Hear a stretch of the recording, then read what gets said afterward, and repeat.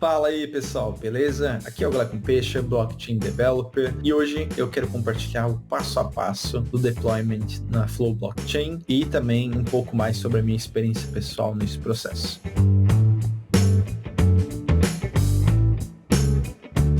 Então vamos começar aqui a entender um pouco melhor sobre o processo de deployment na mainnet. Primeiro ponto que é falado aqui na documentação, como vocês conseguem ver, é a parte de teste. É fortemente recomendado que todo smart contract que for submetido para esse processo de deployment tenha uma cobertura mínima de teste de integração. Tem essa biblioteca de testes, né? Eu sempre utilizei a biblioteca de JavaScript. Eu não sei se de Go está disponível ainda, nunca utilizei a Go para essa parte. E basicamente você tem que ali fazer um mínimo de cobertura. No começo, eles meio que forçaram isso, tinha que ter algum tipo de cobertura. Se não tivesse, não iria prosseguir com o processo de auditoria. Então a gente sempre teve que colocar. O que a gente pode usar como exemplo aqui, que é bacana, é o KittyItens, que é um projeto open source, que eu acho que é vamos dizer que é o modelo ali para se aprender Flow. Aqui na pasta Cadence, a gente vai ver testes, certo? Então, dentro desses testes, aqui você vai encontrar... Pode até copiar aqui o package.json para já pegar os caras certos e tudo mais. E dentro da parte de teste, tem aqui alguns cenários de teste. Bem tranquilo. Esses aqui são até poucos. Mas normalmente a gente faz uns 20 cenários de teste para cada smart contract, coisas do tipo assim. Bem tranquilo. Para também fazer esses testes serão bem tranquilos também. Como vocês conseguem ver, basicamente o que se faz é criar um método que vai estar aqui normalmente outro, que ele vai chamar por exemplo, esse daqui, que ele faz um setup. E basicamente o que ele faz? Ele pega e chama uma transaction ou uma script que está numa pasta superior. Por exemplo, esse daqui vai para criar items setup account. Ele chama esse script. Então, no final das contas, ele só cria aqui o método, passando os parâmetros corretamente, que vai chamar o script ou a transaction que você já criou. Então, é bem tranquilo assim para desenvolver esses testes de integração. Bem suave, ajuda pra caramba. O que eu posso falar é que às vezes tem algumas situações que a biblioteca de teste não está atualizada. Por exemplo, se você criar pastas dinâmicas e receber esses public path, private path, que seja como parâmetro, por exemplo, aqui a gente recebe parâmetro, certo? Isso o framework, a biblioteca de teste não vai suportar. Então, tem esses pontinhos aí um pouco chato. Fora isso, o que tem que se atentar, que eu acho interessante a gente comentar aqui, é a parte de estrutura. Essa lib, ela tem suporte a essa estrutura. Você tem contratos, transactions e script. Por consequência, é o que também o pessoal do Flow pede, tá? Então você tem que seguir essa estrutura. Como a gente consegue ver aqui dentro dessa parte, tá? Pasta do Cadence, a gente vai ver tem contratos, scripts e transactions e os testes. Esse é o padrãozinho aqui para rodar os testes, entendeu? Seguindo esse padrão, tudo tranquilo. Aqui daí tem documentação específica dessa biblioteca de testes, bem bacana, recomendo. O que mais temos aqui? Aqui na verdade é só um alerta, né? Dizendo que ainda é muito cedo, tem muita coisa sendo desenvolvido dentro desse ambiente de Flow, né? Muitas versões, muitas atualizações, então pode ser que alguma coisa perca compatibilidade com o passar do tempo. Falando agora, eu queria, na verdade, dar algumas dicas que são experiências minhas que eu recebi durante o processo de auditoria acho que foi 3 ou 4 contratos que eu submeti para a mainnet. Então, deixa eu ver. Essas dicas aí que é um pouquinho assim, talvez seja de quem está fazendo o processo de auditoria, pode mudar. Eu não sei se são realmente coisas muito fortes dentro do Flow, porque basicamente não tem isso na documentação. Então, eu não sei se é uma regra ou foi só uma experiência minha. Mas enfim, vou compartilhar que pode ser interessante também para outras pessoas. Primeira coisa, O que sempre me pediram, um README básico com algumas informações, não precisa ser muito elaborado. A license, ter esse arquivo para definir qual que é a licença que está regindo o seu código. Uma coisa que já me pediram, e eu não encontrei outro smart contract que tenha essa situação, mas é o seguinte, aqui em cima tem um identificador que se usa, deixa eu até copiar aqui um exemplo que eu tenho, que é basicamente tu falar que esse smart contract está sendo regido por uma licença específica. Como eu falei, eu não encontrei, não tem o Tapshot, não tem NFL, eles não seguem esse padrãozinho aqui, mas me pediram num processo de auditoria, então pode ser que seja interessante, e eu acabo fazendo para todos os códigos que eu faço agora, eu acabo colocando, né, para evitar problemas. Outro ponto muito comentado é o seguinte, métodos públicos.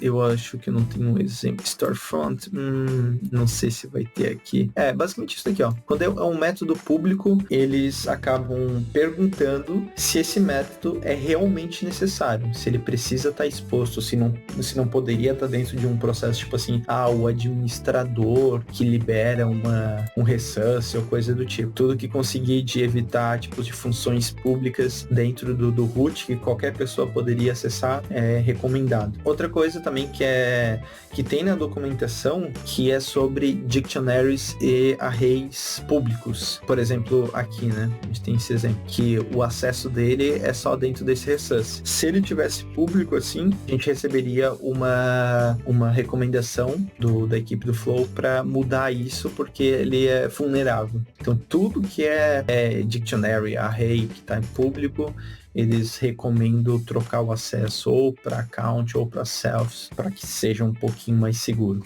Array e dictionary. Isso, de uma forma geral, é isso que eles têm passado para mim, pelo menos. Basicamente, esses são os pontos assim que mais comentaram durante os feedbacks que eu recebi desse processo de auditoria. E agora, comentando aqui uma parte legal, explicar um pouco sobre o formulário de submissão. Vamos lá. Aqui não tem segredo, né? Qual que é o seu e-mail, qual a empresa que você trabalha, outras informações, se você prefere contato via e-mail ou por chat, o seu time zone. Aqui, como eu já falei no vídeo anterior, pode ser tanto público como privado, porém, se for no privado, um GitHub, um repository privado, basicamente, quando você receber o primeiro e-mail automático, adicione os endereços, os usuários do GitHub que vão aparecer naquele e-mail. Aqui são as listas de contratos que precisam ser revisadas, porque, por exemplo, aqui, tanto o Fungible Token quanto o não Fungible Token, o Metadata Views, isso daqui são contratos padrões que você copia para sua pasta para conseguir fazer teste, para conseguir, né, fazer o seu ambiente de testnet rodar, whatever, entendeu? Então, esses contratos que são padrões não precisam estar listado aqui. É somente o que realmente você fez a alteração ou criou. O seu endereço da testnet, qual é a plataforma que ele vai ser direcionado, na maior das vezes vai ser web, depende do seu projeto, na verdade. Aqui, se ele utilizou algum contrato como referência, um pouco de explicação sobre um overview do que é o seu contrato, uma data sobre uma estimativa de quando vai ser o lançamento. Eu não sei se são opcionais, né?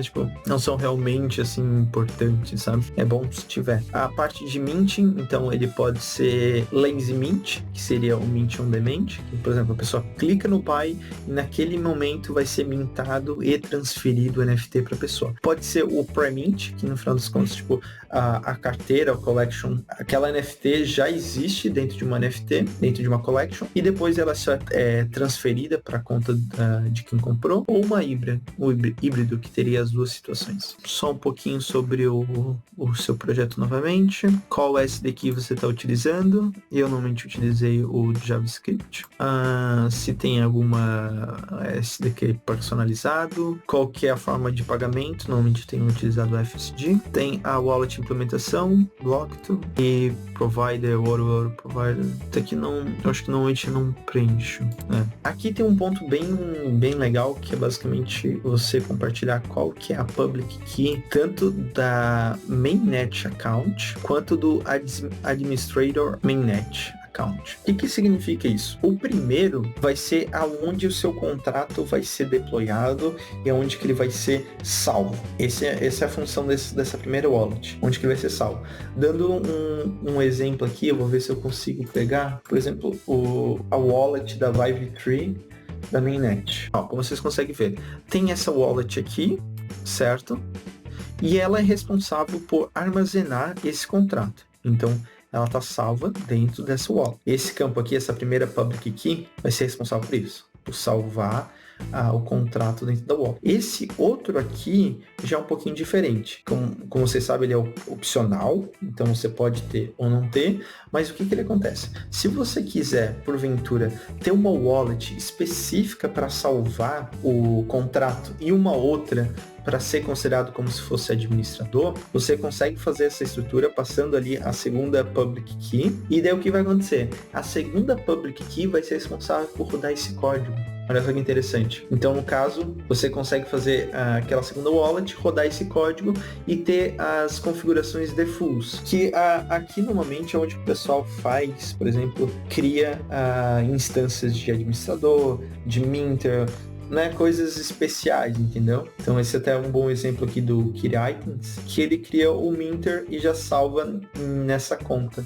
Você consegue criar ali essa segunda conta, tendo tipo umas permissões especiais, sem precisar criar outros métodos e tudo mais. Consegue tipo criar o super administrador, entendeu? Um administrador que é só na instância do contrato. Então, por isso que é bacana. E daí essa conta, possivelmente você conseguiria tipo congelar ou fazer alguma coisa assim. Pra fazer essa justificativa que eles deram, né? Daí aqui, qual que é o hash utilizado? Normalmente é o hash 3 aqui. A assinatura, normalmente a gente utiliza essa daqui, mas whatever, é o que você decidir, não muda muito. E sobre quão bom está sendo a sua experiência com o Flow. E basicamente isso aí. Daí você clica aqui no botãozinho de baixo para submeter e tá feito. Daí entra naquele processo, né? Esperar de 2 a 4 semanas para daí sim ter o seu contrato deployado na mainnet. Sendo que se der tudo certo, né? Durante esse processo, durante esse tempo, normalmente você vai receber ali e-mails que eles estão começando a avaliar o seu contrato, algumas sugestões de melhoria, uma questão de segurança e tudo mais. E depois ali na reta final mesmo, você vai receber um e-mail falando que meio que eles habilitam ali um vault, alguma estrutura para que você faça o deploy na sua máquina mesmo. Aí você só aponta para a mainnet e faz o deploy. E basicamente é isso. Esse é o processo. É um processo um pouco demorado, né? É bem diferente da Ethereum, por exemplo, que você faz quando você quiser, né? É até legal comentar que em junho tá para sair uma nova versão que vai habilitar esse processo de deployment na mainnet de uma forma bem mais tranquila, né? Eu até vou compartilhar esse link depois, que é basicamente o que eu tava falando agora, da pessoa, o próprio desenvolvedor publicar na mainnet sem precisar obrigatoriamente ter esse processo de auditoria, que vai, tipo, economizar 4 semanas, entendeu? Então é bem bacana e parece que tá para rolar agora em junho. Então vou deixar aqui na descrição do vídeo. Basicamente é isso. Esse é o overview sobre como deployar na mainnet. Espero ter ajudado. Isso aí. Muito obrigado, pessoal.